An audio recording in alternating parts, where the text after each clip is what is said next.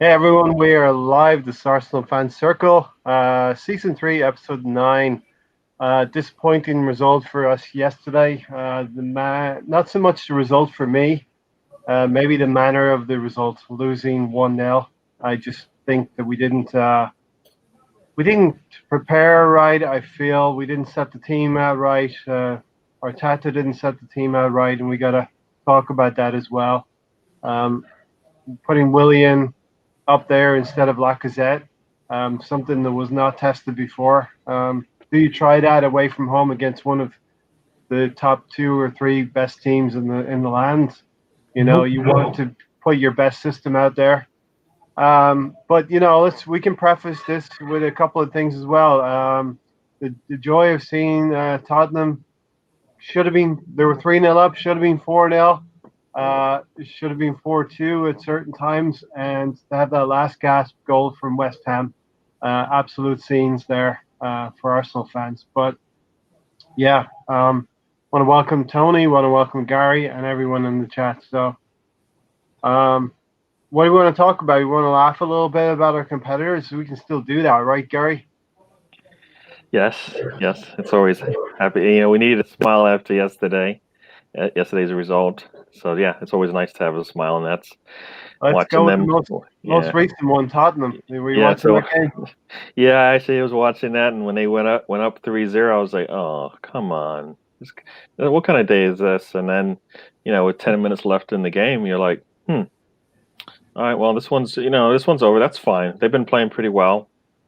Son comes out. You're figuring, okay, they're just gonna try to take it home. Gotta play 90. Gotta play 90. And we've been talking about that all season. You gotta play 90 minutes.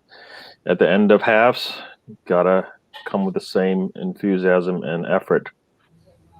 I don't think they came with that. I mean, Bale had a couple of chances to, you know, maybe help, have his Finish it name off. on the top on the headlines.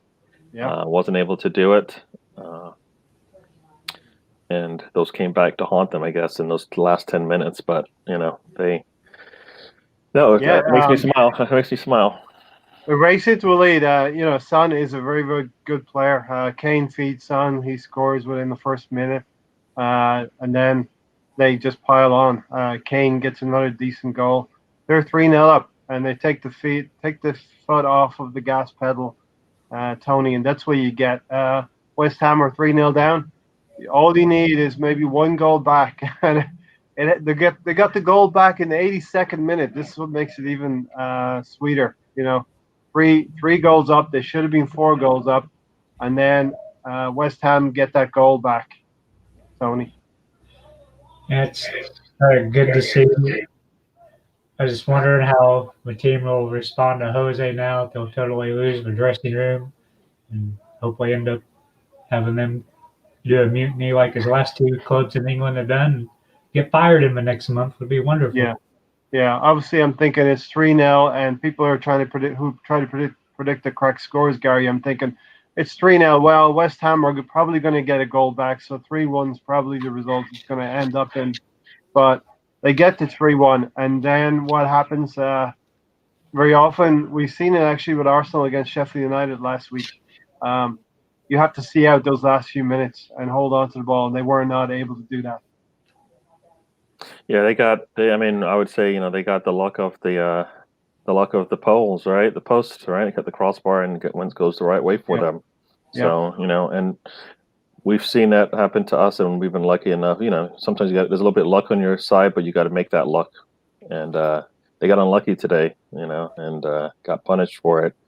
That clearance just wasn't right. The clearance goes down the field, the game's over. The clearance comes cross to the running defender, who's sitting back there with nobody, with a lot of space, and is able to get a good foot behind that. Sometimes most of the time it goes over goes over the goal. Today, nope, it's the goal and goes right in. So they got that's unfortunate. But you need to put games away. And James, who is a Spurs fan, we're going to stop talking about West Ham now. He's absolutely fuming. If Spurs want to challenge for trophies, we need to stop this bottle job mindset. And this happens to every team, James, as well. We're going to talk about Chelsea. We're going to get off topic here, off of the Spurs, but you need to put games away in the Premier League. You can't have teams hanging around.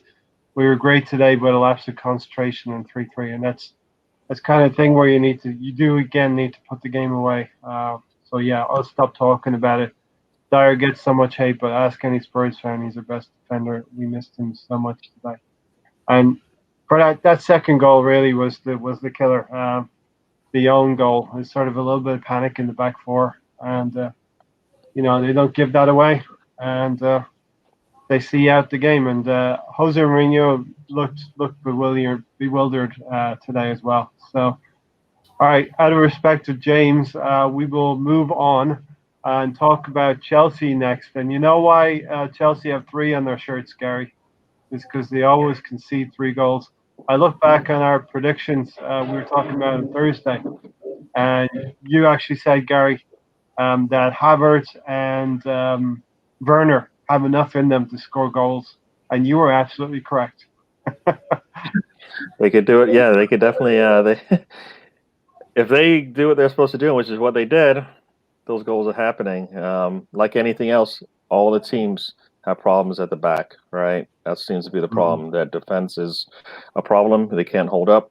They're just not that good, and that's what happens.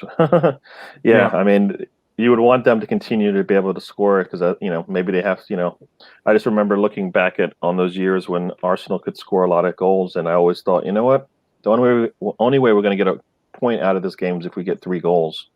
We need 4 to get the 3, but if we get 3, we should be able to get a point out of it. It's kind of a low bar, but with the defense that we had at the time, that seemed like a legitimate approach to it.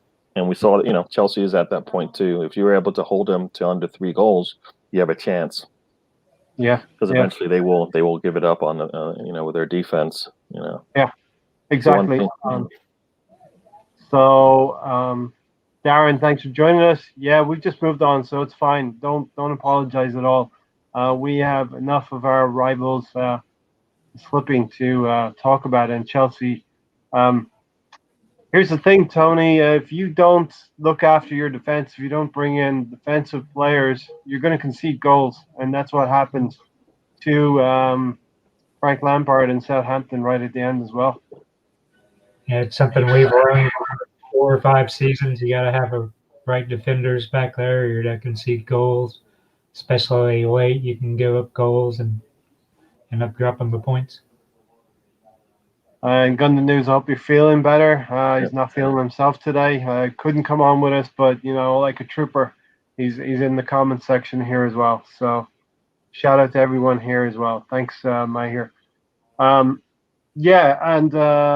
So any other results going around to talk about, and then we'll get on to the Arsenal.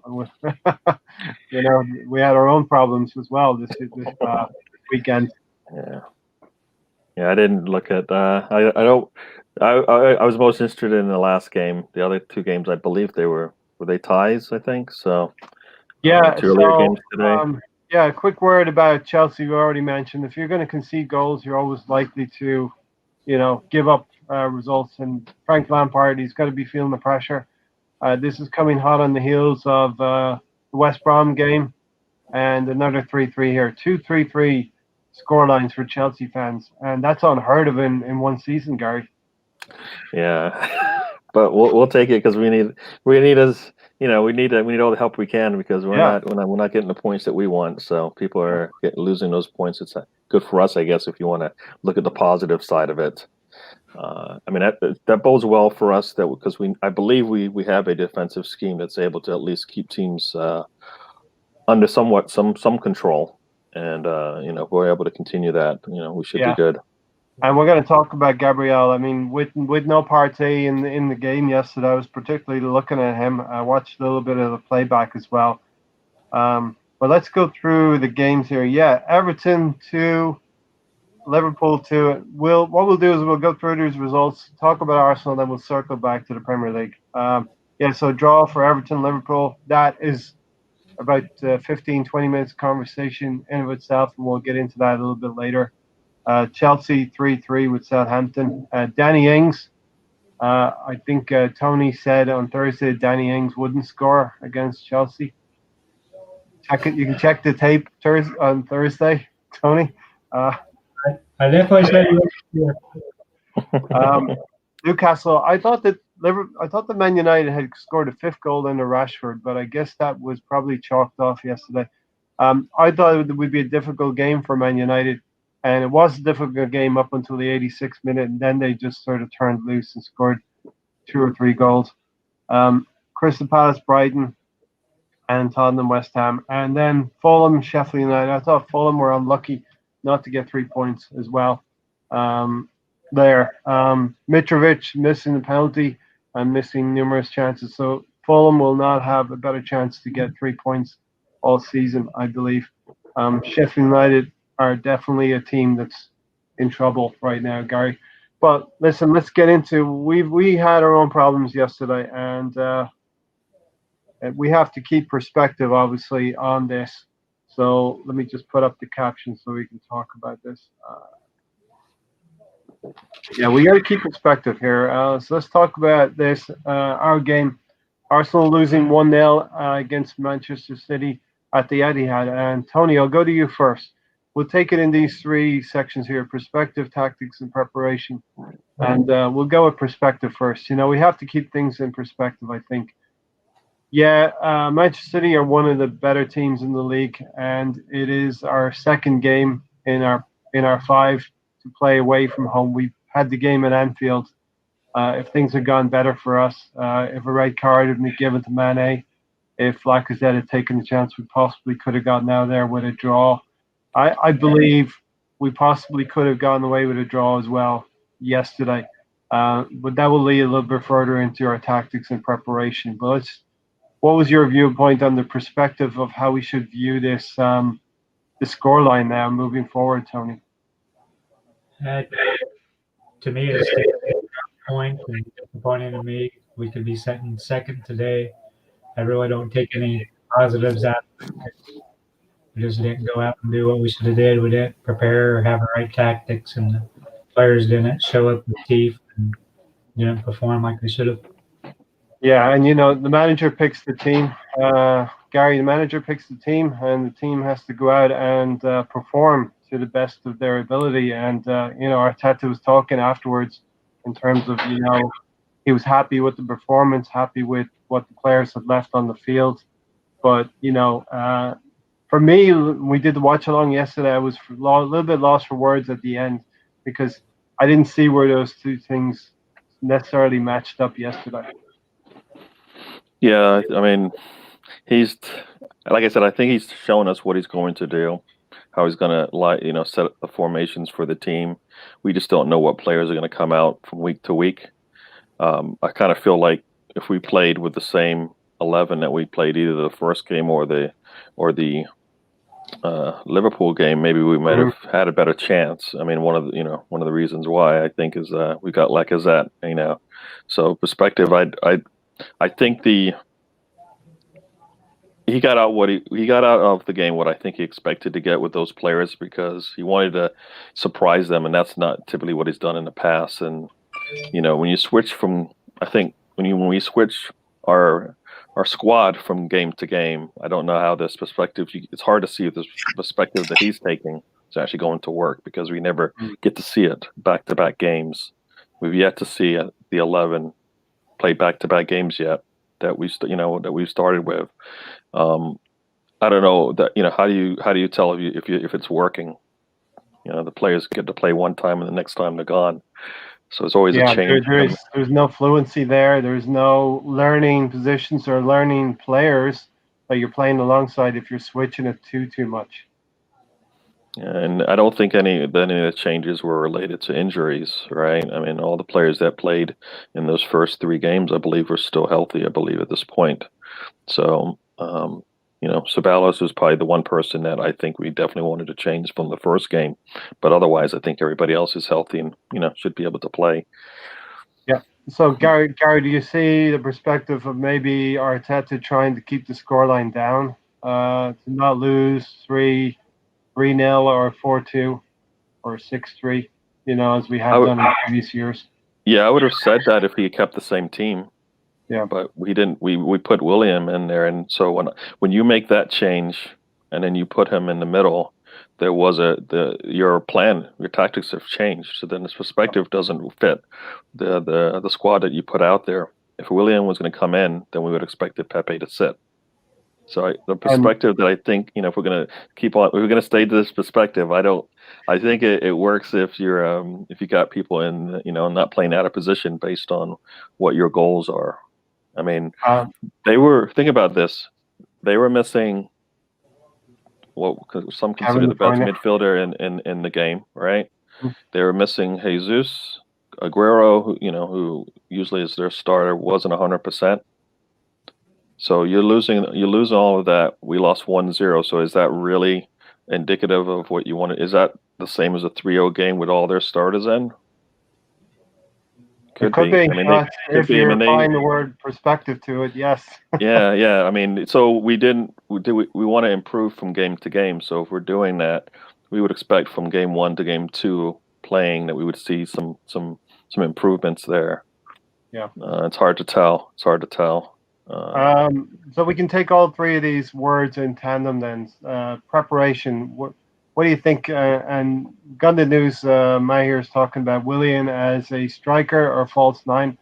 Probably not the best game to play, to try that out in. Why not play, with all due respect, that system against a lower team that you have more certainty of winning the game and still getting some minutes for Willian in doing that? And then understanding it may not work, but at least you got 3 points under the belt at that time, Gary.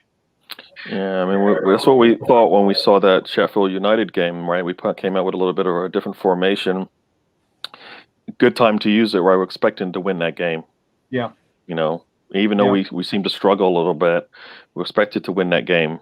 Even when we played in the Carabao Cup as well, you see some changes. You're expected to still get the win no matter what you're doing because you have the better talent on the field. This one, trying out this particular formation for this game, I think is a stretch.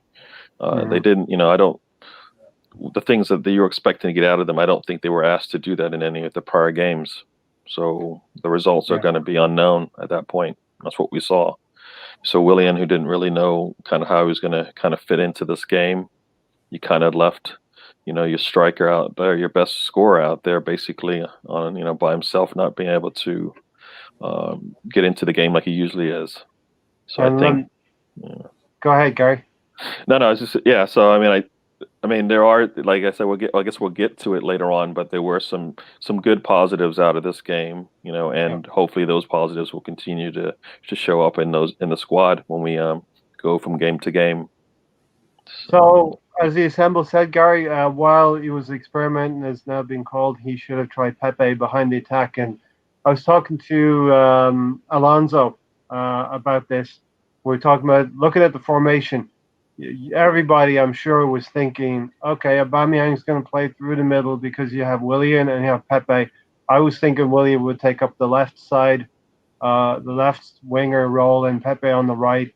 Alonso was thinking Pepe was going to be through the middle and Willian would be on the right. So I don't think I would challenge any gooner out there to say they knew Willian was going to start through the middle as that false nine, right, Gary? Definitely. You put those 4 players out there that we had, those attacking players that you put out there. The last one you'd think to go in the middle of it definitely was Willian. I mean, because I think he's fine out there on the wings, or I would have thought because he hasn't played there yet, but behind the striker, right? Yeah. One of those two. So we I think we overthought. I think we overthought. Sometimes people say you overthink something. I think we overthought this thing, especially the fact that there was nothing in any of our past games that would have shown that Willian was ready to go in that position and play the center of the front three there, right? Playing that striker role. We hadn't seen anything like that before at all. Yeah. And look, all three of us, we're all behind Mikel Arteta, and we know when he is a coach that's going to take us places.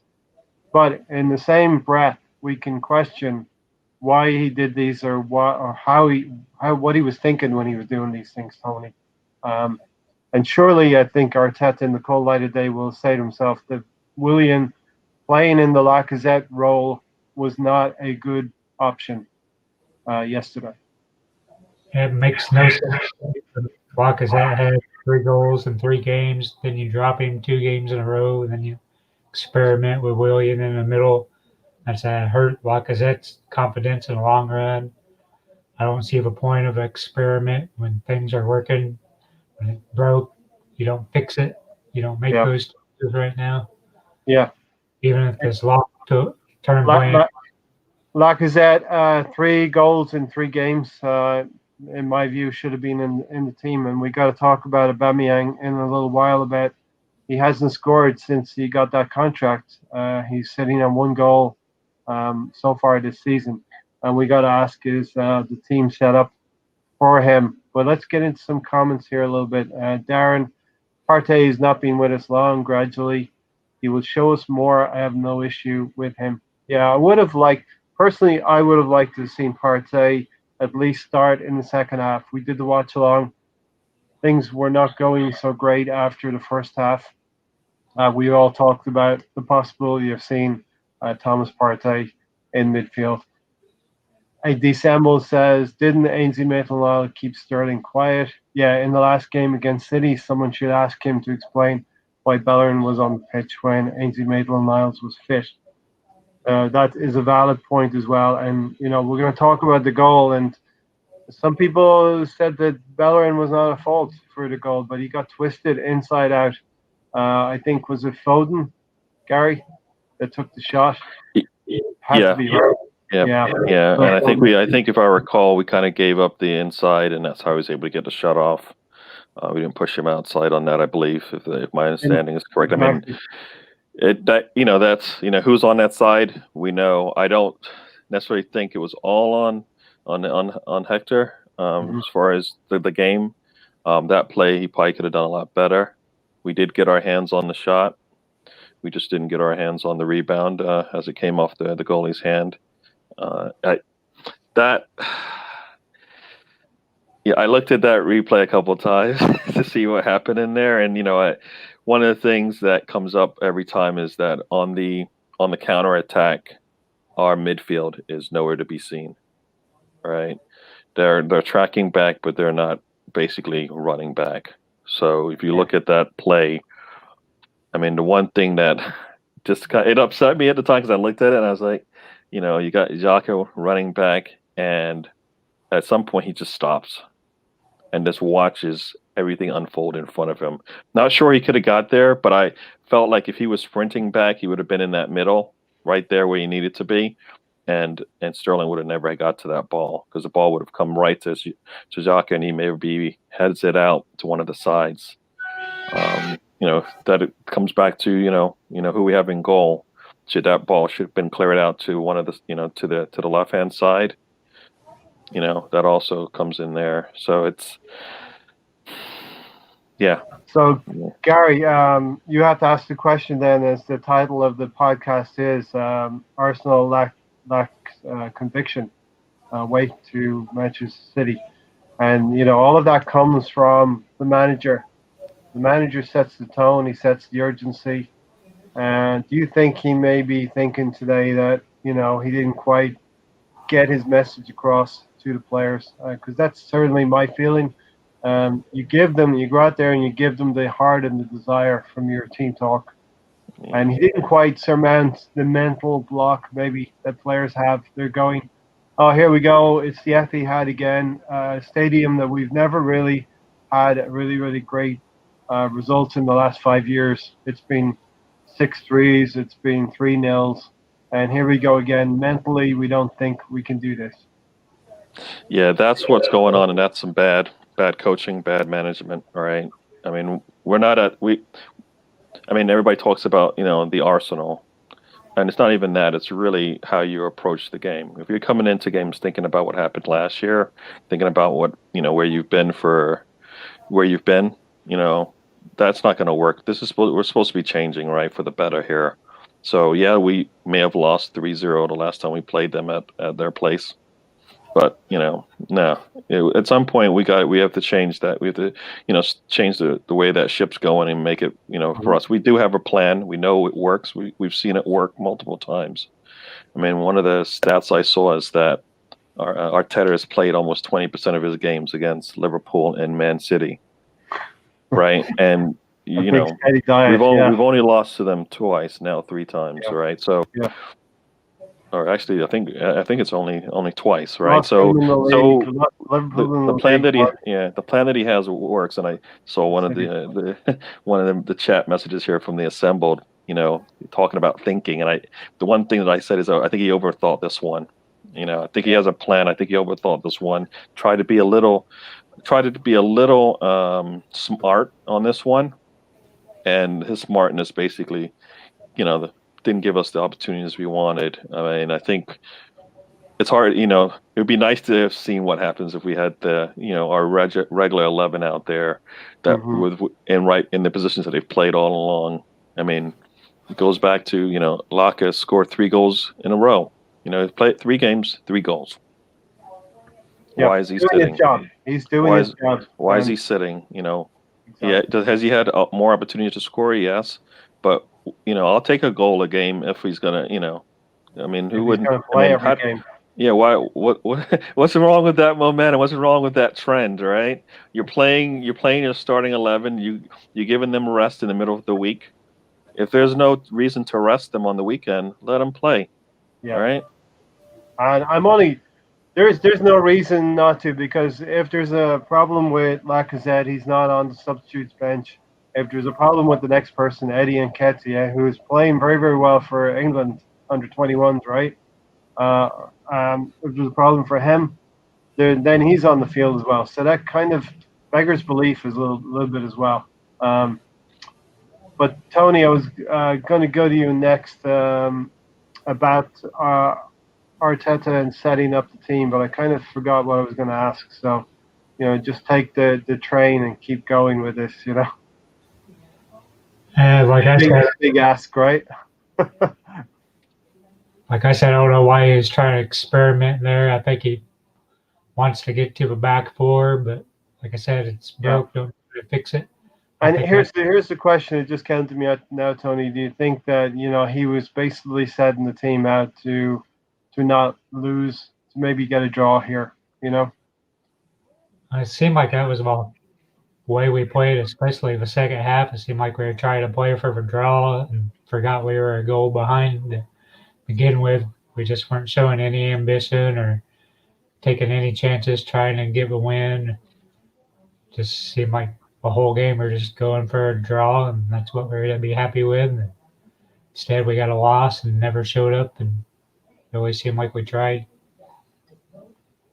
I think I was going to say one of the things along those same lines are, if you watched the game, and it seemed that we were just trying to, from the start of the game, we were trying to keep that point that we had at the start of the game. Mm-hmm. Down 1, we're still trying to hold on to that point. Guess what? The point's gone. Your tactics don't work anymore if you're down a point and you're trying to get something out of it, right? Yeah. Nothing changed for 30 minutes left in the game. Still, no, it doesn't seem like it changed. We got opportunities, yes, but at some point you put those. We've seen it happen, right? We bring in our subs and they make a difference. We've got good subs sitting there right now. You have Partey come in there maybe to help solidify the back end from any defenders that need some rest. You've got Eddie, to come in there and maybe change things around.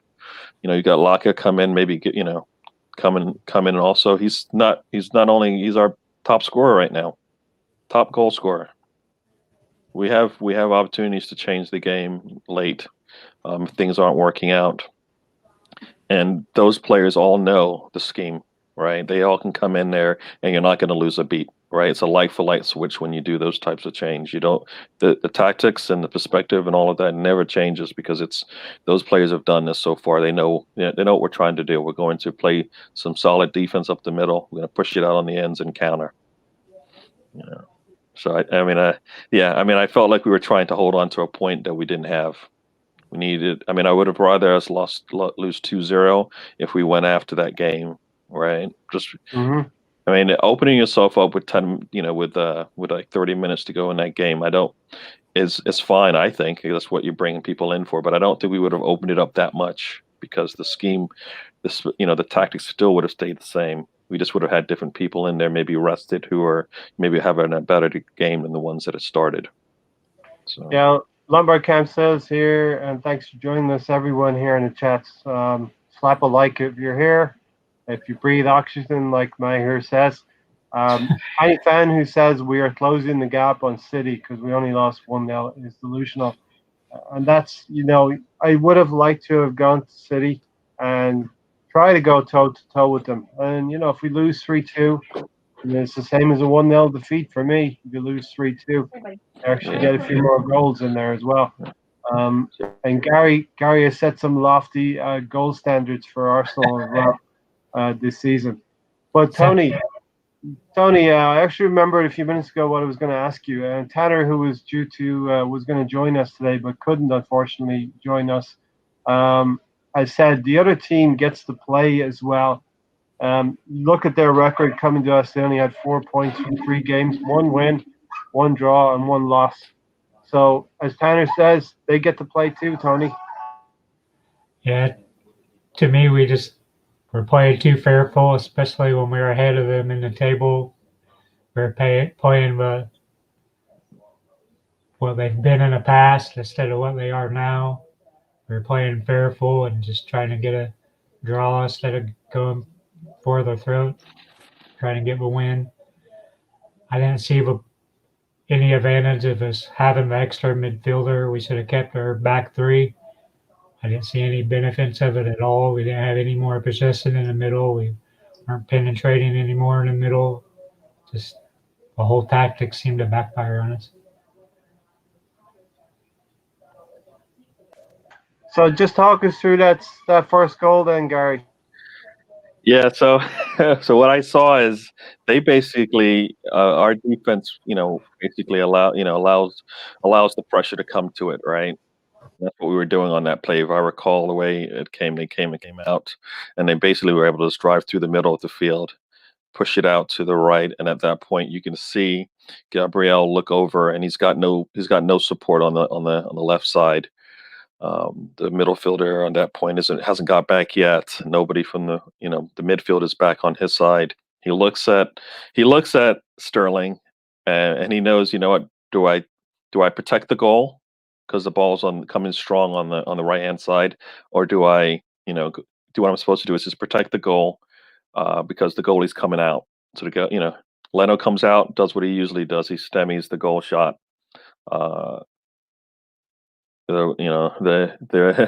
He punches it out right back into the middle. Sterling's right there, and if you notice, the shot goes between the 2 defenders standing on the line.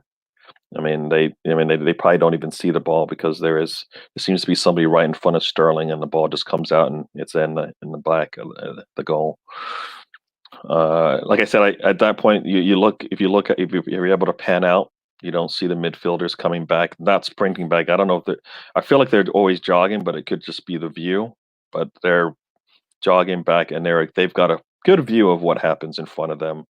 I kind of felt like at that point maybe Xhaka could have sprinted all the way back, and if he got into the middle of the field, he would have won there to get that ball of it as it got punched out. But we had nobody there for the secondary attack, right? We're always good on the first one. We punch the ball out, but sometimes there's nobody there to pick up the remnants of what just happened. And then the other teams are able to, on the secondary break, to get the ball and do some good things with it and that's kind of how we got punished there. I think I saw some people kind of complaining about Gabriel, but I don't think he had a choice. He had to make a decision. If he comes out, there's nobody on that side. Nobody on that side to protect the left side of the goal. So I think I believe the tactics, the plan that he has, it works fine. I believe the squad that he put out there wasn't able to perform the way he would have liked to. I don't think it was the right squad for the tactic that he has in place. Yeah. Gary, will you be able to take this question from the assemble? I have to check out for just a second. Okay, no problem. I'll take a look at this one. So what does it say here? So if the board is back in the club, Then how do you explain yesterday? Someone isn't doing their job right. We've been told and assured it is not the board. Then who is it then? Panel, your thoughts? I think it's one we're still working with. You know, you got to look at Arteta. He is still figuring this thing out. You know, I believe he's still figuring this thing out. I believe he has a plan when he sticks to it and he's disciplined in it. And I think that's one of the key things one of the things that I noticed, that if we're disciplined, then we usually we're able to at least control the game in the way we want to. And we saw that, I believe, towards the end of the season when we were still playing our 3-4-3 against the big teams, and we were able to get something out of those games. You know, and this year we're doing the 3-4-3 sometimes, but I think you got to have the right personnel in there too, right? The right squad the right squad that's out there playing. We didn't have that today, right? Yeah, we didn't have that today. Yesterday.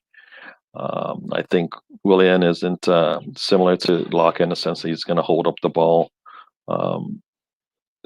Having Saka out there actually was able to kind of cover the holes we had by having Willian out there, not being able to, get the ball and come back and track back like Locke did, and he made a difference. But typically, if we had Locker out there, I think we would have seen maybe some good, especially on our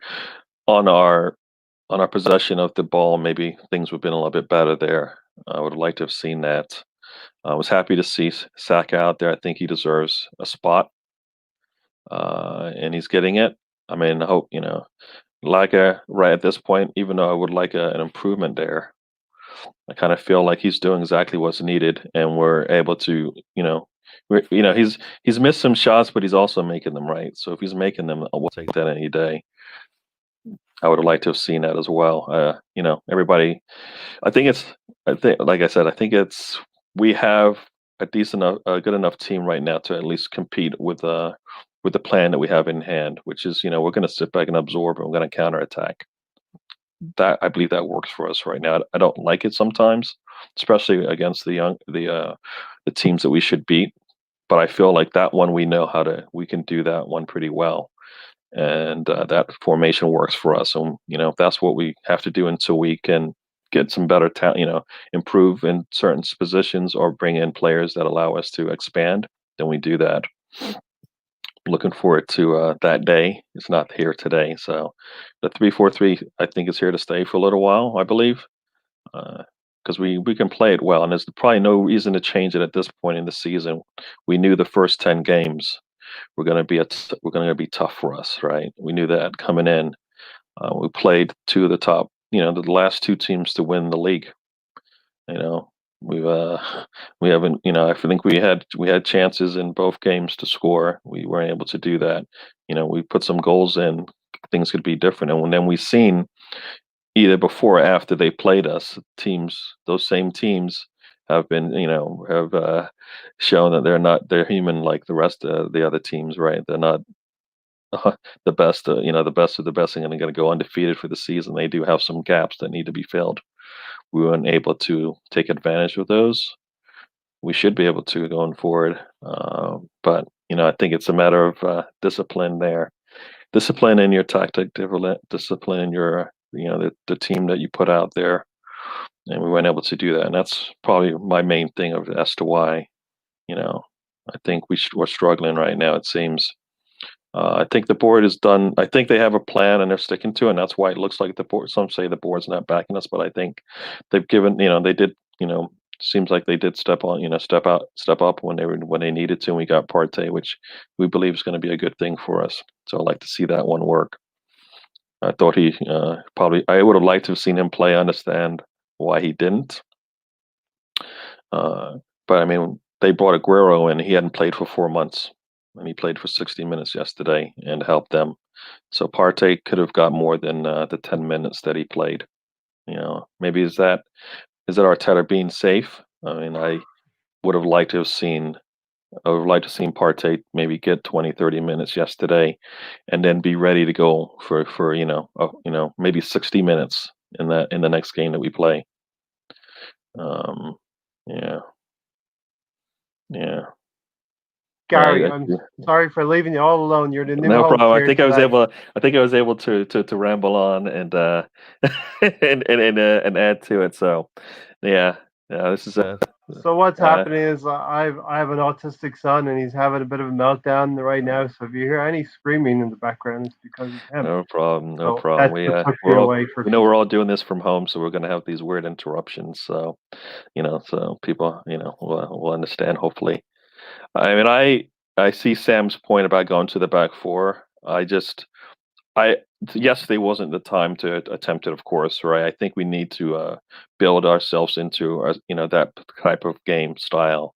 I think the Europa League and the Cups games are a good time to do it, or against teams that we feel we have an upper hand on.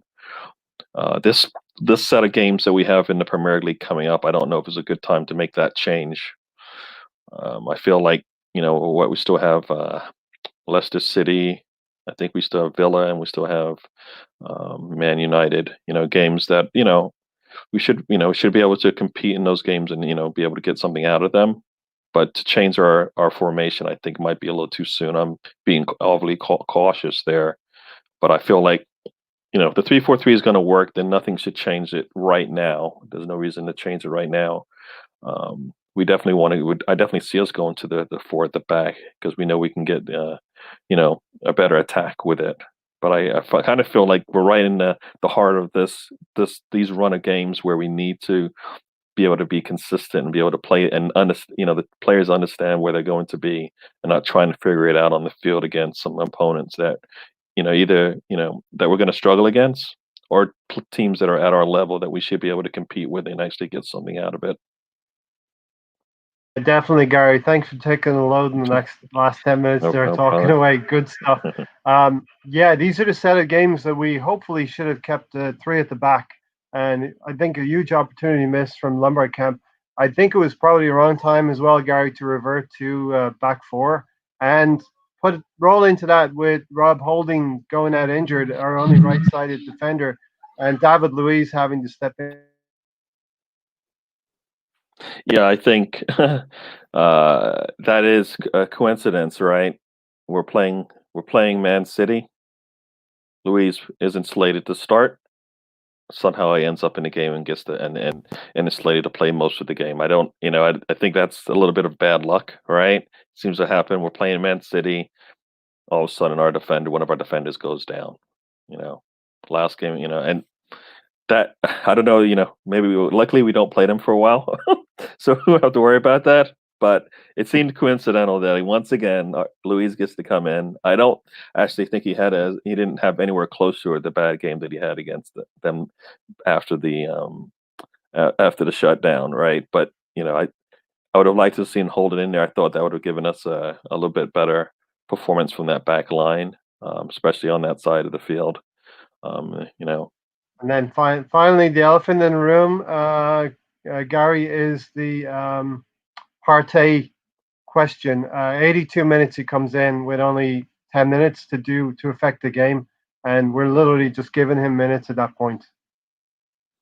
Yeah, that I mean, I laugh about that because during the game, Tony's like, well, in 7 minutes, I'm expecting hopefully to see Partey. And I said, oh, 7 minutes. You don't mean 7 minutes left in the game. And we chuckled about it. We said around 60 minutes we're expecting to see him. 60 minutes comes and goes. He's nowhere to be seen. 81 minutes into the game, now he's up warming up. With 75 minutes on the clock, I assumed Man City was never going to give us, the ability to, get something out of this game. At that point, they were going to make sure that we're chasing them all around the field. It's kind of what happened. I don't think we got the opportunities we wanted. We had to make them, but I had a feeling that they were going to be able to kind of, park the bus and not, as far as parking the bus, meaning not give us too many opportunities to score. And Partey came in, and he made a really good cynical foul that we don't do, right? I think that was one of the things that I noticed when he came on, right? He made one cynical foul, didn't get called. The second one he did get called for it.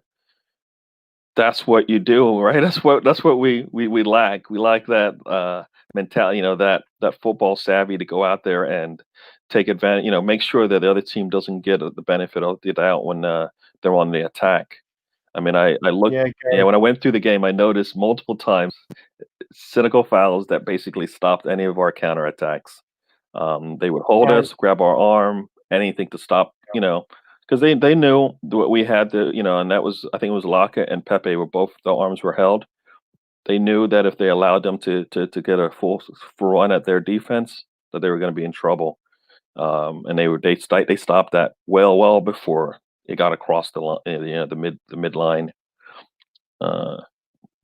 Partey showed that in those first 10 minutes, that in the first 10 minutes of his Arsenal career, that that's what some of the things you have to do. I mean, I don't think he did anything else after that, but I think that, I mean, that if that's it's the same as when I saw Tierney come in for the first time. He played and he made a couple of plays, and I said, "Yep, that's what we brought him in for." Partey, I think, in the 10 minutes, was able to show some of that. Not everything that he has to offer, So I would like to see him more, so he could actually get into the game. But yeah. And Gary, leading into that, the cynical, not that it's cynical, but it's savvy. You need to do things so the referee can see it. Leading into that, Gabriel, right at the end of the first half, the challenge from Walker, it's a high foot to his head, and now we have full complement back. Hope you're feeling good, Tony. But we have the Walker high foot to the head. And it's going to lead us in perfectly to the VAR discussion here.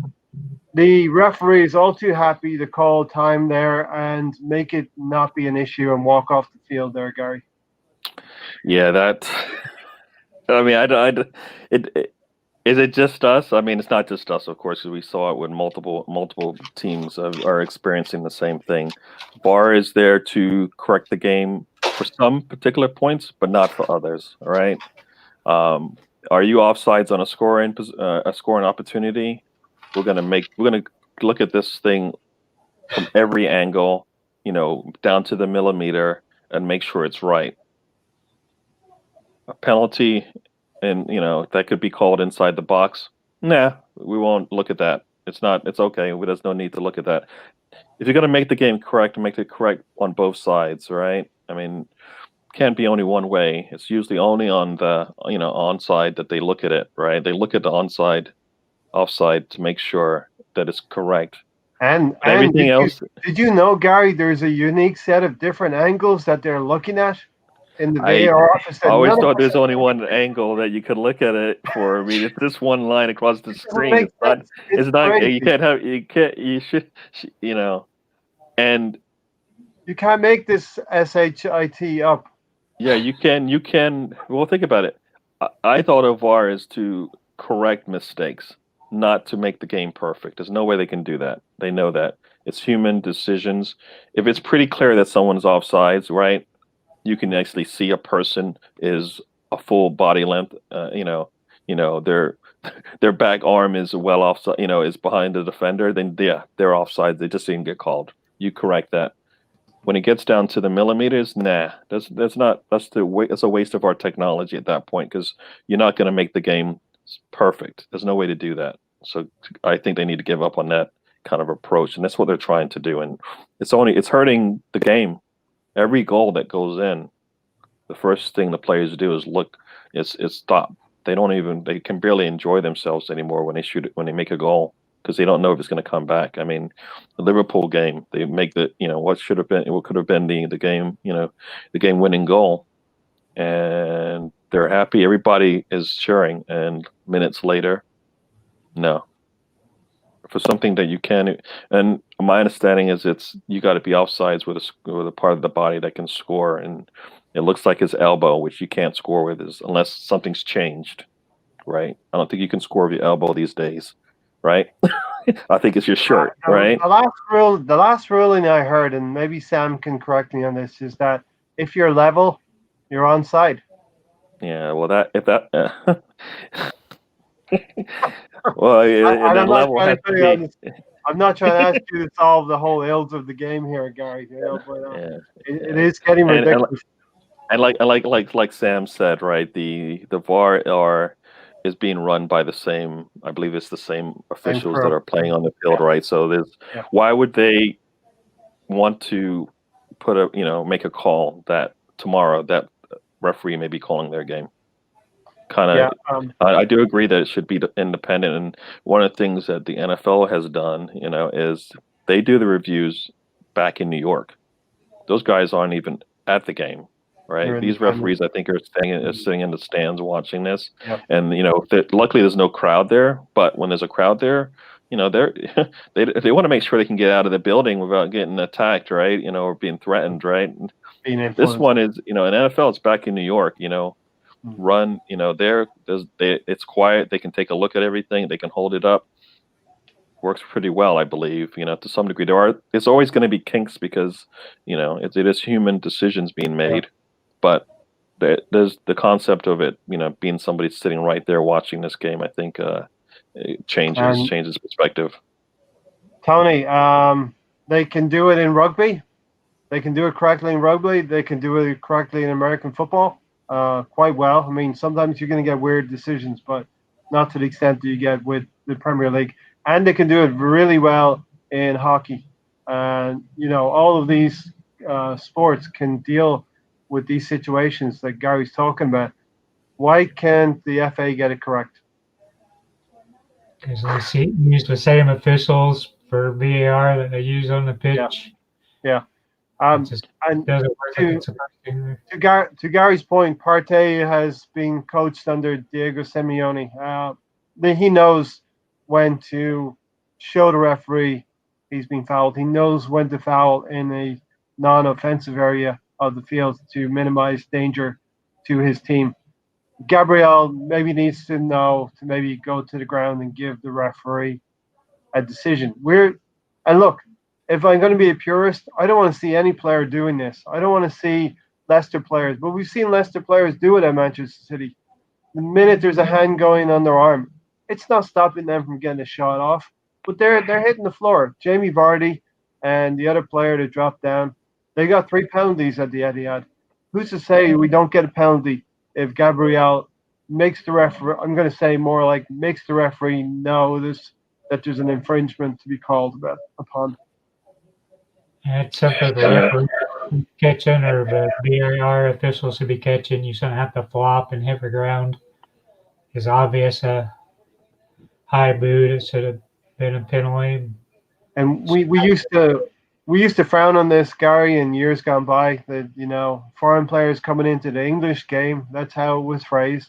Like Bergkamp and all of these players, Overmars, coming into the English player and into the English game, and they were calling it staining the game because they weren't upholding the traditions of the game. Now we see England players; they're better than the foreign players doing it. Yeah, it takes a lot out of the game, right? Because now it's all about the theatrics of it, right? Or who's the better actor here? Who's got the better drama? Who's able to sell, right?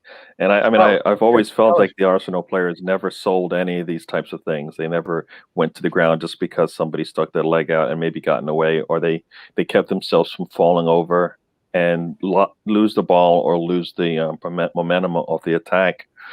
And we paid for it. It takes away from the game, and I think it starts with the way that those games are refereed, right? The management of the game by the referees is kind of what dictates if they're taking away from the actual rules of the game and looking at what the players are doing and making decisions that way. All right. I mean, if having your foot up high where a player who's headering it and isn't going down, way down to get to the ball is a foul. It's a foul, right? You have to ask yourself, why didn't you make that call? I mean, you can see the leg go up really high, and you can see. Yeah. I think there was a post on Twitter where they showed the exact same position where I think it was a high leg against Mane, and then we see the high leg against Gabriel, and you're sitting right next. You look at them side by side, and I believe one of them probably got a high leg, and one of them got a nothing. You ask yourself if that's a foul outside the box. 9 times out of 10, the referee's going to give a foul for a high foot against the head. Why? It's the letter of the law says if it's a foul outside the box, it's a foul inside the box. And the referee just ducked that controversy yesterday. Kavanagh is the guy's name, but I know we've got Dave from LFC Chats, Liverpool supporter in the chats here, and we'll get to the Liverpool game. We're going to talk about that in reference to VAR now as well. But catch up on some comments here. Lumbercamp says teams like Everton, Leicester, and Leeds can give Liverpool and City a run for their money and go for the jugular. Why we can't? I'm sorry, but Arteta needs to grow a pair. And we said that in the watch along yesterday, Tony. That seems like other teams come to City and give it a real go. I think Arteta really just set his stall out yesterday, and he has to be commended. Arteta's got to be commended for reducing the amount of goals that we've conceded in the last year. The goals against has gone down, down, down. The shots against, they used to be shocking under Unai Emery. We'd have something like 30 plus shots where we'd only get our paltry 5 or 6. 10 or 12 at most, right, Tony? Yeah. Go ahead. Steve, Sam says 3-4-3 means we lack a lot in the link between midfield and attack. It works when we want to contain a good attacking team, but limits our creativity when we play teams we should be controlling. Sam goes on to say VAR is a mess until the VAR is independent. Also, the Premier League referees have a long way to go to get better. Yeah, the standard is pretty bad. I can't remember a time we had so many poor referees making such poor decisions. Gary, something I was thinking about yesterday. VAR is going to make referees lazy, and referees have started to become lazy because they're starting to disseminate decisions to other referees in the booth somewhere, and they're asking them Yeah, and that's decisions for them. That's definitely. And that's the problem when you put technology into a lot of these situations, that the humans that are now dependent on the technology as opposed to the technology helping support the humans on the field. Right now they're depending on it. Now they hold they hold the flag down when they think it's a offsides, but they hold it down. Yeah. Right. They let it play. I mean, you see that, why do you don't need to do that? If you put the flag up, you put it up, right? That's your decision, right? It's a human decision anyway, so why shouldn't it be the line's judge? It's just decision. And if the team, if they keep the flag down and there's a score, and they go back and they look at it and they see what it's really you've made a mistake, then they correct it, right? So I think you're correct. Technology is being used to make it easy for those on the field that have an important job, and making it easy for them. And I don't like that. It kind of takes away from the spirit of the game. The art of refereeing is dying away. I used to remember an Italian referee. You'll all remember Pierluigi Collina. First of all, you wouldn't mess with him because he looked like a scary dude when he was laying down decisions. You would not mess with him. But he was able to officiate a game, and he played at the highest level, went to many, many World Cups. Lumbercamp said one of our players would have had their leg broken for us to get a penalty. Yet if you sneeze on a Man United player, it's a penalty. Good evening, Cannon Fodder. Welcome in, Alex. And hello, everyone in the chat. So if you get a chance, smack a like on the video. Military Gunner is with us as well from Thursday. Good to see you coming back. How many Liverpool cry about VAR when Mane and Silent dive all over the place and get penalties and then never get sent off for 2-footed tackles? This is the thing, and Liverpool, it's got to be said, they benefited last season a lot from VAR, and they have a legitimate case in the Virgil van Dijk situation. They have a player who is out now for the rest of the season, and it's going to impact their squad and their season moving forward, Gary. Yeah, and Mane is one to talk, right? He, I don't think he's talking, but he shouldn't have finished our game, right? I mean, elbow to the head usually is at least a yellow, if not a red at that point. He probably wouldn't have played today, all right? And then they would have had a different situation. Yeah, I think I don't want to say, it's all things kind of. I always like to say there's a equilibrium with what's going on in the world, and the fact that they didn't get the red against us, they got and then they didn't get the red they wanted here. Mm-hmm. Maybe it's just a correction that just happens in the game. You look at that and you're like, well, if that's not a foul, then how is this game? Somebody needs to go back and look at that and talk to the referees, and that's when you start penalizing them for not performing and not performing, holding up the goals that they were meant to have, right? And I think that's the problem, is that nobody wants to put responsibilities on the referees when they make really big mistakes. I mean, Van Dijk's out for 8 months. The league as it is changed. Now is the landscape of the league is changing now, right? One of the top teams is losing one of their top players, their best player, and nobody got punished for it. Mm-hmm. And it was, after the flag, after the whistle, it doesn't really matter, right? Yeah, he could have just assumed be swinging at the ball, punch him in the face, knock him out. And you're going to say, no, that's not a penalty. No, it's a penalty no matter what, mistake or not. Yeah, Tony, it's still a violent act. I'll get to you in a second, Tony. Abdiaziz, I remember you. I could not forget that name. You did used to tell us about Unai Emery. You're telling us now about Arteta, but I did keep faith in Emery, hoping. But now I believe in Arteta, and that's the two different things. Emery, I hoped it would turn and things would get better. Arteta, I still believe. And we got to keep this in perspective. The early part of the podcast was three things: perspective, tactics, and preparation. We probably didn't have the preparation because of various things. With Tierney, I think his game was impacted yesterday. He didn't play as well. Now, Mahrez gave him a tough game. Our tactics were definitely not right. Playing Willian instead of Lacazette. And whatever about Partey, I could live with Partey if he's not quite there in terms of training sessions. But perspective is one thing we do have to keep in touch with here. This was probably the second best team in the land. Who knows? At the end of the day, and Dave's not going to like to hear this, they could probably win the league with Van Dijk being hurt here. But, I'm fully on board with Arteta. Tony, Virgil van Dijk and VAR and Lombard Camp is highlighted here. It used to be us. And we have been crying about VAR, and with legitimate claims as well.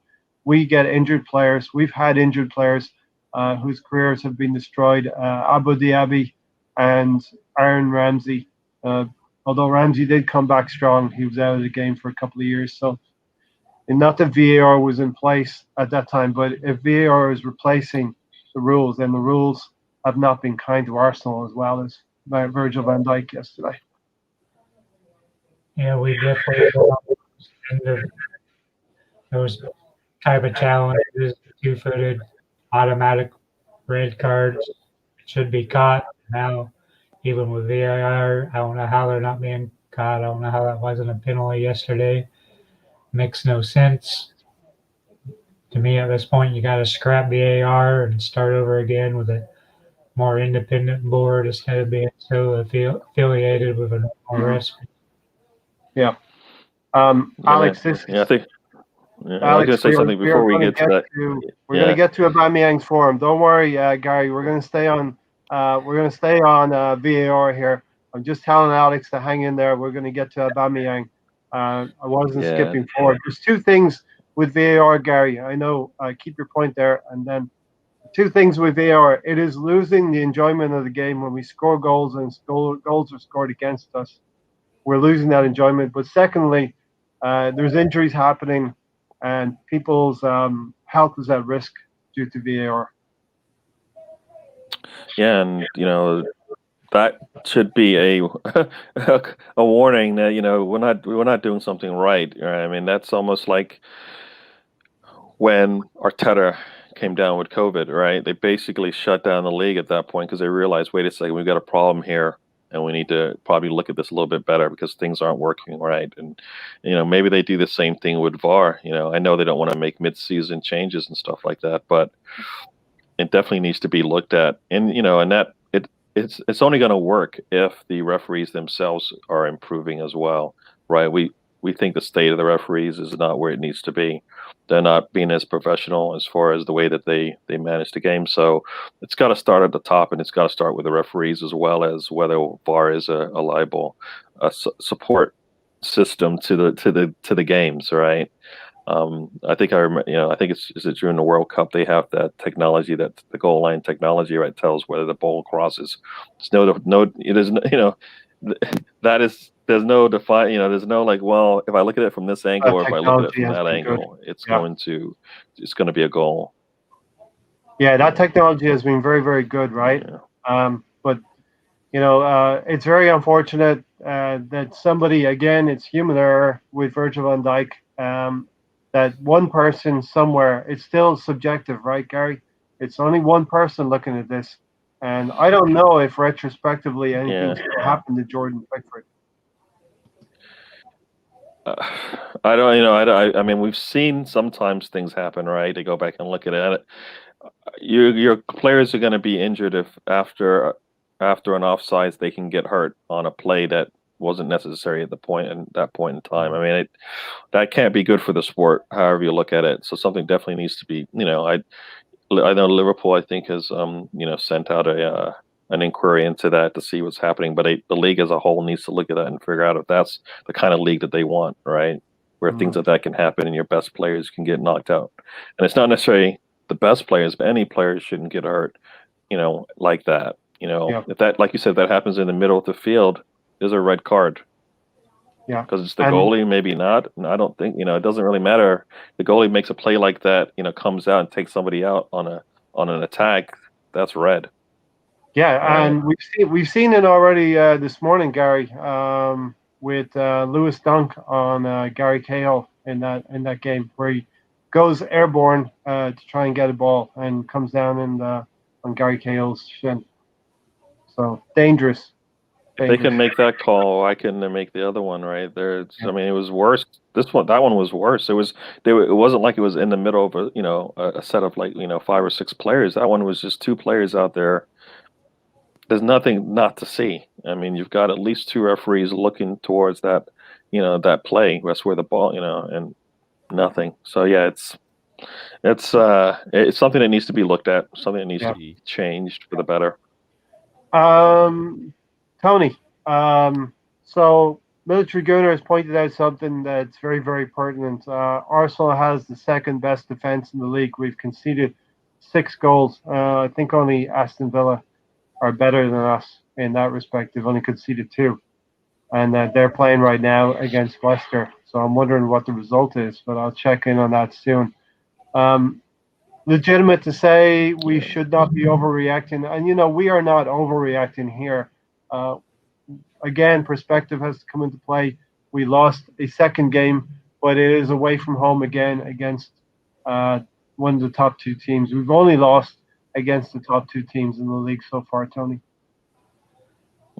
Like I said, though, they're down in the table. We should be playing where they are on their current form instead of what they've been in years past. To me, it looked like we're playing afraid, just playing for a draw, not going through their throats and trying to get a win. Like you said, we might not conceded much, but we haven't been scoring too many goals either. Not taking enough shots, not getting enough goals. To me, it kind of balances out. Yeah. I don't think our defense was much of an issue really last year either. Yeah, so Gary, let's just draw a line under this game then. Definitely a wasted opportunity, I think. I would have rather have gone down fighting 3-2. Would feel a lot better to me than losing 1-0 without ever actually having gone for it in the right way, I think is the right way for me to phrase it. Well, definitely. I feel like the 1-0 loss is no different than a 3-0 loss that we've seen in the past. So I kind of feel a little bit different than some as far as, we only gave up 1 goal, but I think what our intent has always been in these games, we just weren't able to, we weren't able to make those shots. So I think it's still to me a little disappointing loss there. But if we can stick to our plan, be disciplined, I think good things can happen for us. So yeah, I'm happy to move on from this. Want to talk about Alvar's form at some point. So let's get on to Aubameyang now. Abdiaziz, Manchester City did concede a lot of goals, but they got off to the worst start in their for 10 years to their league campaign. They got off to the worst start in 10 years. They had only 4 points, so I do believe actually they modified the way that they play as well. They weren't as cavalier against us. We watched it yesterday, Gary. They got 1-0 and they seemed very, very content to keep that 1-0 advantage at all costs. And we didn't have enough going forward. We had a couple of chances. Let's round this out, Tony, with the Don Juan Award. Sometimes I do forget to do this section. It is just forgetting. All right, Tony. So, and Gary wants to get on to new topics here, and I agree with him. So, the Tony Don Juan man in the match goes to number 7, Saka. Number 7. I can definitely get behind that. When you have, listen, this is a generational player. I think this is a generational player. He makes the game. He's able to slow the game down so it looks so easy. And we know the game's not that easy, and he's a young player. One hand, you want to say, why is our youngest player the best player on the pitch? On one hand, you want to say that. On the other hand, you have to sit back and use this perspective, Gary, and say he is such a good player that it's frightening how good he can be in the years to come. Yeah, and when I watched the game, I think at one point we were talking about man of the match, and I was like, it's at one point this is probably in the middle of the game. I was like, it's probably Leno because he's kept us from we could have been down 3-0 without Leno in the field. But as you look at it as a whole, Saka was doing what he always does, right? He puts himself in in his scoring positions where he's going to have a scoring chance, and he did that again yesterday, and if not for some good saves by the goalie, we could be talking about something a little bit different there. Yeah, seemed to be the only one of our attackers that we brought on that actually was able to attack and actually be able to put shots on goal. That had good opportunities to actually hit the back of the net. So I think, I definitely agree. Saka was the the man of the match. Here's my fear. Wow. Will he play next weekend? Will he play next weekend? I don't see him playing in the Europa League, if that's what you're asking. Yeah. I definitely don't expect him to play this week, during Thursday. But is it Saturday or Sunday? Whenever we play Leicester, or I guess it's Monday probably because we play on playing Thursday. But will we see him? Because I think he needs to play. He needs to play more, and every time he's on the field, he's doing really good things. I see no reason not to give him the time. I think, Gary, that earlier in the season and toward the end of the of last season, he wasn't getting games. Now it's a very, very good sign that Arteta's put him in against the second best team in the land away from home.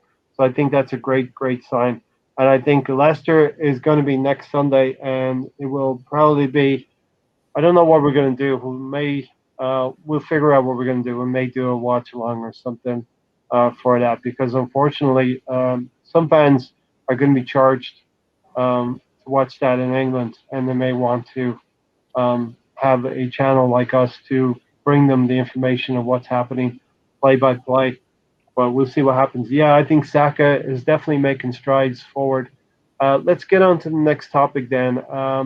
Let's just round it out here by Abdiaziz saying he's disappointed in the way we're playing ugly football. And the way I would counter that Abdiaziz is just to say, I think Arteta is trying to build from the back. And I want to give a mention to Gabriel. I think he had a monster game yesterday as well. Played really, really well. Probably, Tony would say, if it wasn't Saka, that Gabriel would probably be the next best on the field. We're going to have Partey in there as well, and that's going to bring things forward. But Gary, let's get to Aubameyang. Is the team set up correctly for him right now? Is he suffering because we don't have enough creativity in the team. What's the situation with Aubameyang, and would you prefer to keep him on the left-hand side or through the middle? Yeah, I mean, the last question that you had actually leads into all of his form, Aubameyang's form, right? I mean, there are certain things that he does pretty well, and he needs the service to do that. He needs a set of players around him. You know, he needs to get the ball with space. We know he's not going to be able to probably dribble by people from a dead still stop. You know, he needs to be on the move when he's making his moves, and he's able to get the space that he needs to make the shot. That's why I don't think he's getting the opportunities. I mean, I watched the game again, and the one thing that I noticed that happened a lot during the game was a lot of players would, take off down the touch line, and then just pull up and then stop and go back. And I believe that's more. I believe that's what they're trying to do, so they don't open themselves up. They rather counterattack than actually just go ahead and attack the other team, because then it leaves themselves open when they do that. But I saw it many times. A lot of players did it. It's not just one. I do remember Alba doing that same thing. I would have liked to seen him kind of take that ball away to the inside the 18 and then see what happens from there. But we didn't do that ever. We kind of pulled it back every time.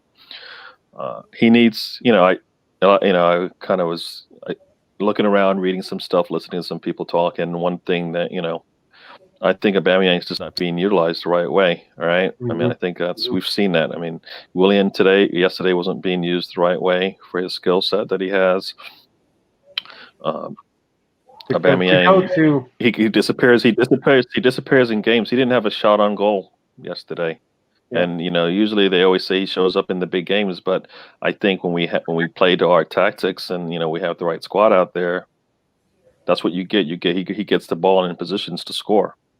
I mean, Saka is able to make those runs, and that's what you want to see out of him when he's out there. Aubameyang, he needs a little bit. He needs a little bit of help, but with that, he did score 25 goals last year. So whatever we were doing last year works. It definitely works, and that's with limited amount of touches, right? He's not getting the ball a lot like we see some of these other strikers out there. Yeah, we got DCL, and I think Son has joined on 7 goals in the season, right, already.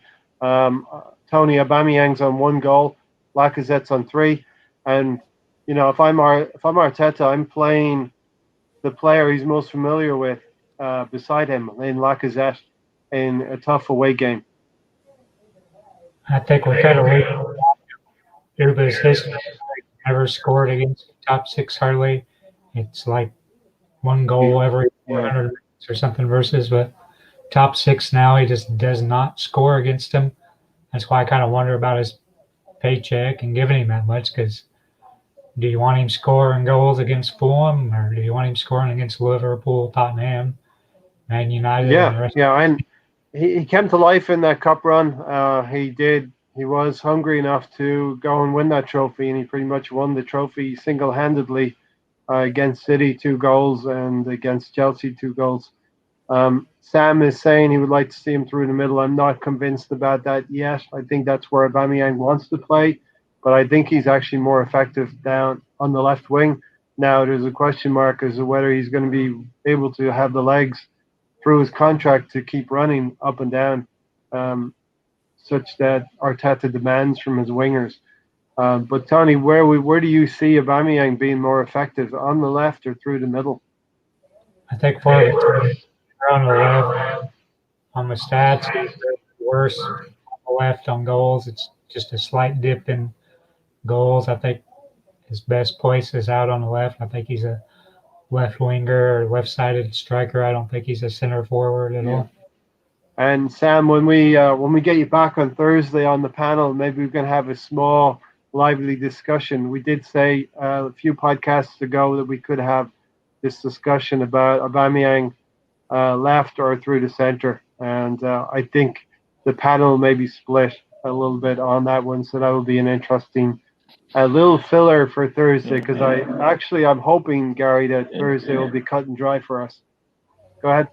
Yeah, I mean, just to keep on the subject a little bit longer, Did we not like what we saw in the Sheffield United game when we brought Auba into the middle? I mean, I definitely did. Yeah. I mean, so there is ways to use it, and there's ways to get more out of it. And when we moved him to the middle, it opened up things for Pepe, right? Pepe Yes. had a really good game, right? There's nothing that says we can't do that again, right? So I think we're seeing glimpses of where it will work. Do we have to do that for the whole game? I don't know, maybe not, but we are seeing where playing him in that center position is good. And like Sam said, I mean, we're having to push players to the bench that would probably play and not lose anything. We probably might lose 25 goals, but will we open up another 10 goals for others on the attacking side? And when we come out the field, will Saka score more goals than he has, and will that open up things for Pepe? I mean, that's the goal, right? Is to get your Pepes and your Sakas to be those players streaking on the outside, making plays. I mean, that's what we want, right? I mean, I see Tony's got a 4-4-2 formation that could work for us, right?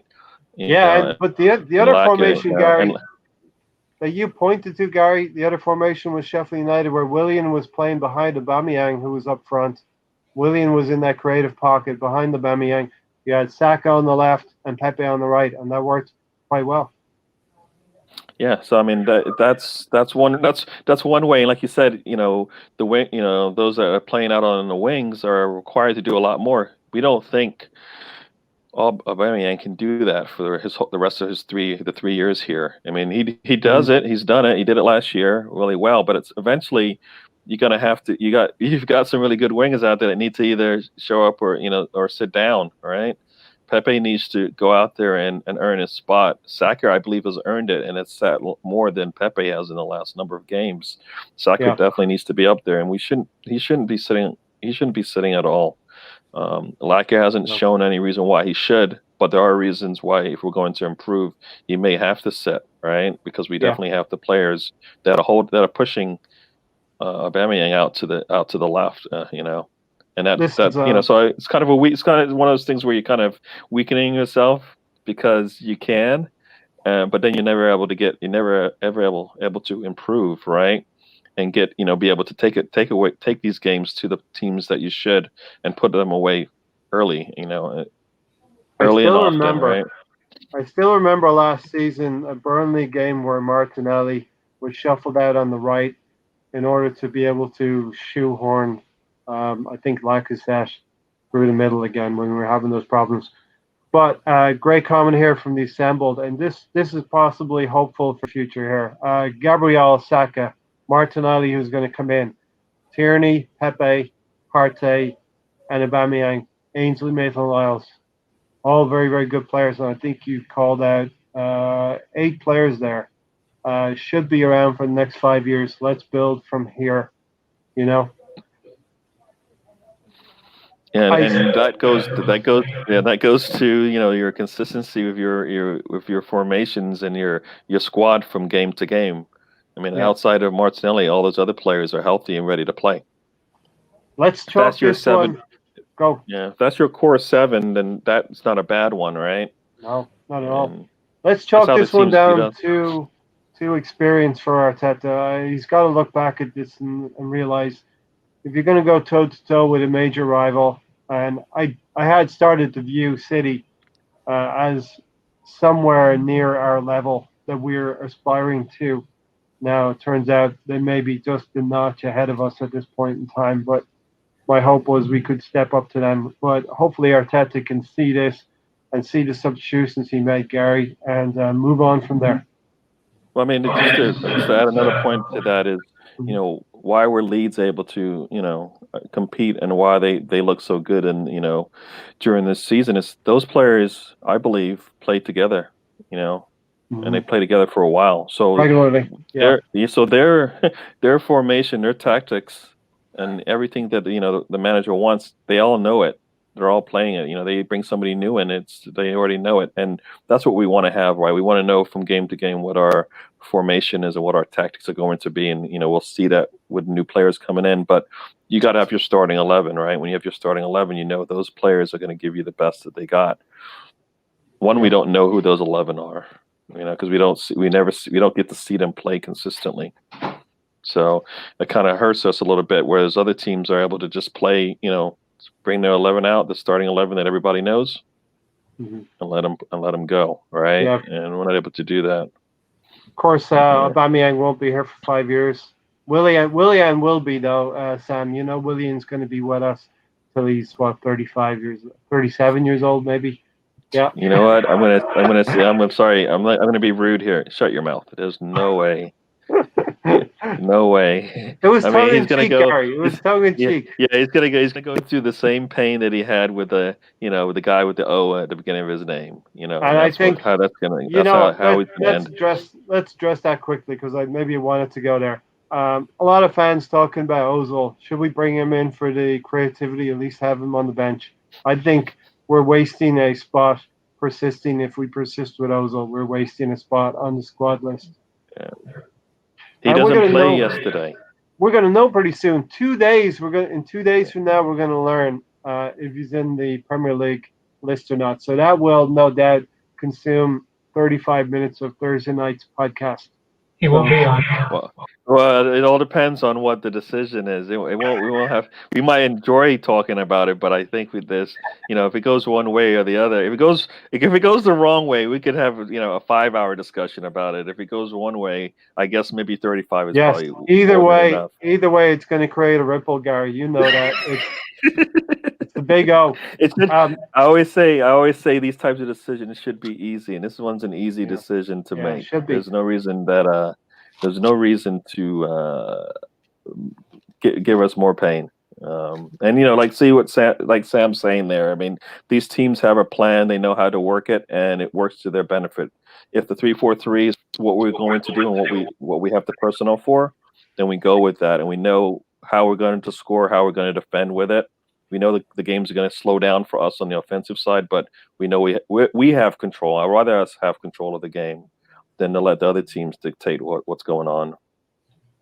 Yeah, and you know what? This is what it is. Project Rebuild has started. We're well into Project Restart. Project Rebuild, AFC, and the words are always forward. And I don't think we can go forward with Ozil. It's just one of those players that's in the last 6 months. Why would you continue to build a team with a player who's not going to be with us next season? It just doesn't make sense. Let's pull this back around and talk about the Premier League review once again, really quickly. We'll spend about 10 minutes here and then get out of here and save some time on the clock for Thursday and the following couple of podcasts here. Let's just Everton, Liverpool. Everton stood up to the task, be it by a lot of things going their way. They got some decisions. They got a decision for them in the goal that wasn't given against Mane's offside and Henderson's goal. So Everton are still top of the league, Tony. Yeah, I remember when we were where teams were finished, I said Everton would make a strong push forward this year and probably be competing for the top four. And now with injury to Van Dijk and City not being as good as they are, they can legitimately make a title shot. Yeah, they're pretty decent at the back, Gary. Pretty decent at the back. And I kind of worried when Liverpool raced out to that 1-goal lead from Mane, but they hung in there and they stuck around. They were able to carve through Liverpool down that left side, breaking lines for Digne to cross the ball. And Dominic Calvert-Lewin rose like a salmon to head that home. Yeah. Robertson did not challenge him. And Andy Robertson did not challenge him. And that's they have a plan of how they're going to attack their game, right? And they stuck to it regardless where they were down, and it worked for them. That's how that's supposed to work. And you have good players. You put the ball in positions to where they're able to make a play and do some good things, and they were able to do that. I mean, that's to some degree that's the difference between us and why Aubameyang has kind of struggled, is he never got in those positions to where he could make put a mark on the game. Yeah. Exactly. So, listen, So hit the yeah, like definitely. button at this point. Let's try to get us to 30 likes. Yeah, so the league is open now, Gary, because unfortunately Virgil van Dijk is out for 8 months. The Liverpool can't do anything about it, at least for 2.5 months, and would probably be unlikely to buy a player mid-season. Yeah, that's unfortunate for them. I mean, it's fortunate for everyone else, but it's unfortunate for them. But they are a pretty good team, and they have a good manager, and he'll probably make things a little bit. They probably will maybe come together and play a little bit differently, but they may we saw that yesterday, right? Just because they lose a player doesn't mean that things are going to be a lot easier for the rest of the league.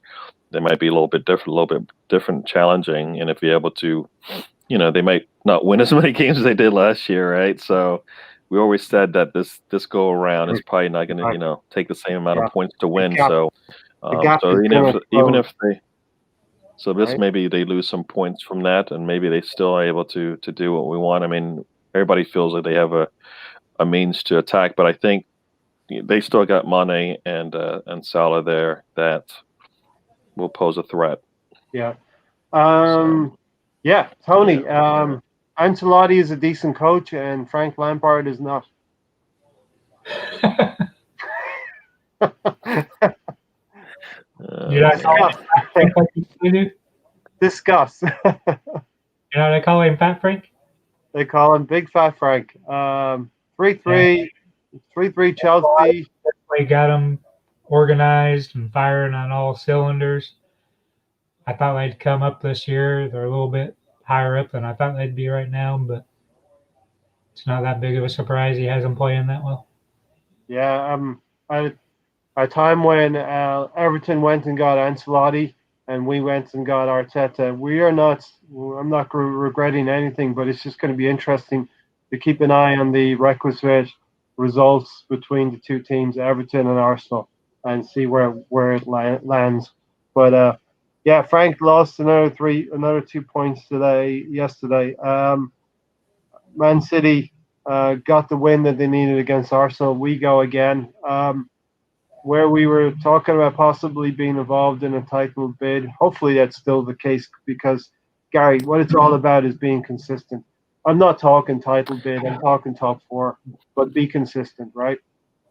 Well, I know. I think if we play to our style, whatever that is, I mean, I think we know. I think we believe we know what that is. But if we play to that style, we should be able to get the points that we need, all right, to improve from Yeah. last year. And this is, my thought has always been I like to improve from one game to the next, little by little, until like you've done it 37, 38 times, right, or 37 times really. You can only improve, So I'm expecting us to improve a little bit, but that in itself comes with when you do, you have some consistency. The players know where they are. The players are in the same positions if that's their spot. So And yeah, no, I and mean, we're we always expecting better knew, things than last year, right? yeah, we always knew as well after 5 games with the transfer window just closing that we would possibly have just activated the release clause at the 11th hour, Tony, and gotten a player we need to now integrate into the team. And I think Partey maybe could play Thursday as well to get further integrated. Man United, Tony, Ole. He's still at a job. He's got to be a little bit relieved. Yeah, somehow he's got to still be nervous there, but that's a pretty easy win for him. Yeah. Tony, answer Darren's question. What formation did Arsenal play? Was it a flat back four yesterday? It kind of varied at times. Sometimes it was a 4-4-2. Sometimes it was a 4-2-3-1. Or Sometimes 3-4-3, right? But yeah. yeah, Ole, we want Ole, Gary, to still be in a job. He's to keep steering that ship.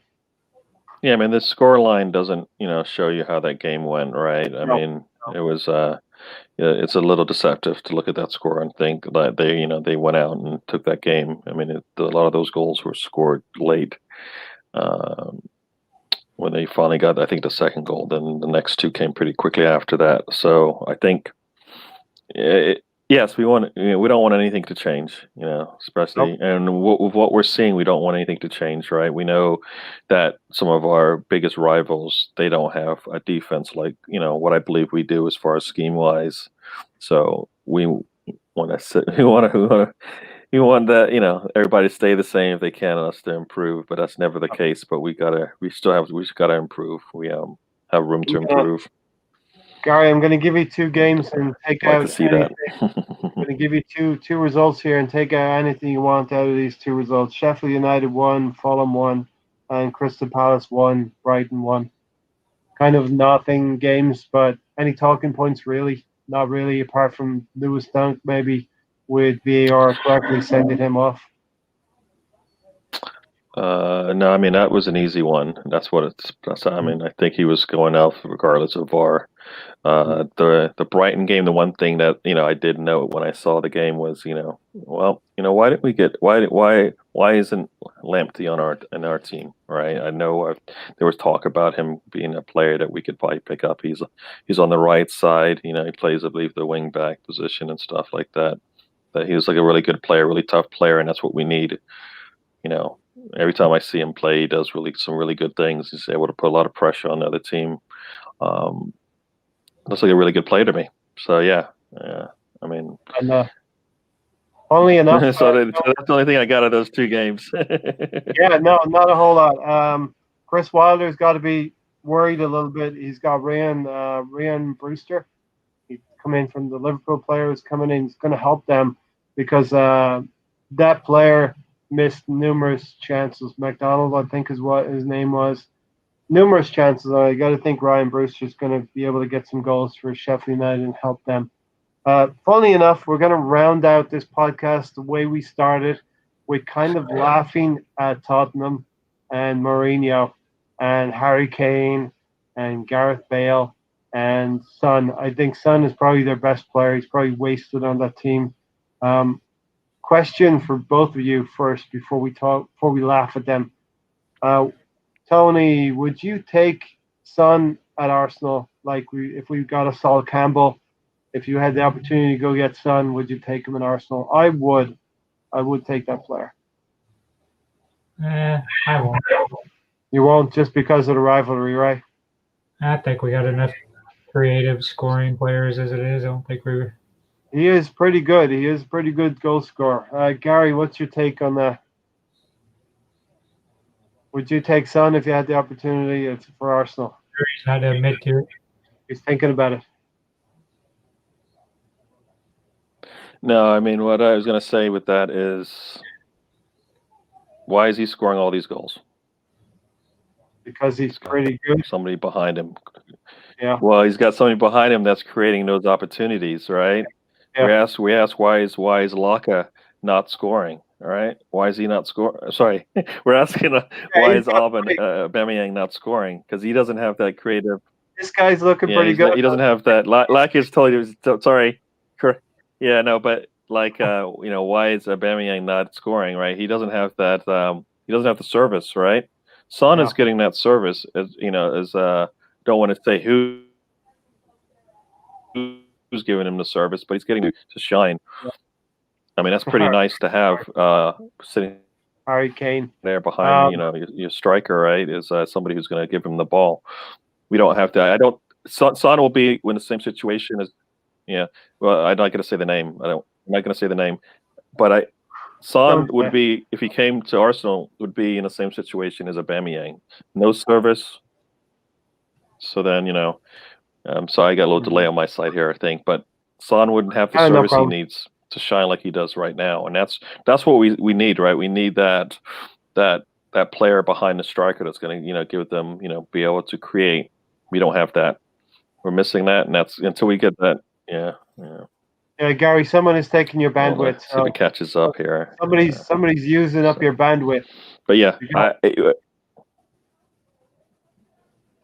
it's all good. We are just about at the end of the podcast anyway, and this is live streaming, folks. It's never fluid, and I gotta say a big prop to Gary for taking over when the two of us checked out on you. We so totally abandoned you mid-podcast.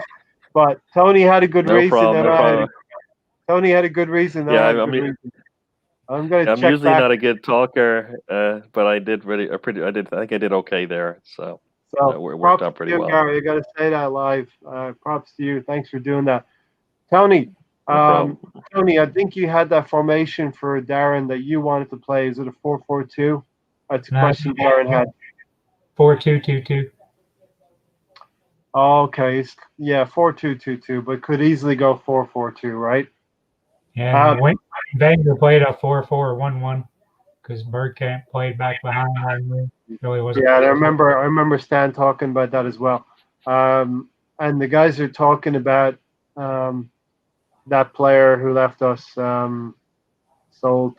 What's his name? A name again. Went to Real Madrid for 23.5 million. Anelka. There you go. Steve Denham, thanks for the thumbs up. Thanks for everyone watching. And I want to give a heartfelt shout out to the guys on the Same Old Arsenal podcast. A couple of condolences to Lee Mark Judges, who lost a father. So respect to you and rest in peace to your father. And Graham, we had Graham Brooks on for the Fulham game. He unfortunately lost his mother as well. So a big respect to both of those guys. And our condolences here at Arsenal Fan Circle. We send them as a group and we send them individually to all of you. And hope that you can get through this difficult time. But that is it for us. Once again, thanks for joining us, everybody. And we will be back on the next podcast Thursday. Sam will be joining us. We'll have a debate about Aubameyang on the left-hand side and anything else that comes up. We're going to have the list for the Premier League that will be announced. That'll be something to talk about. And then we go into our first Europa League game with Rapid Vienna. So let's get a win there in the group stage. Is going to make things easier for the team in the league. And next weekend we've got Leicester.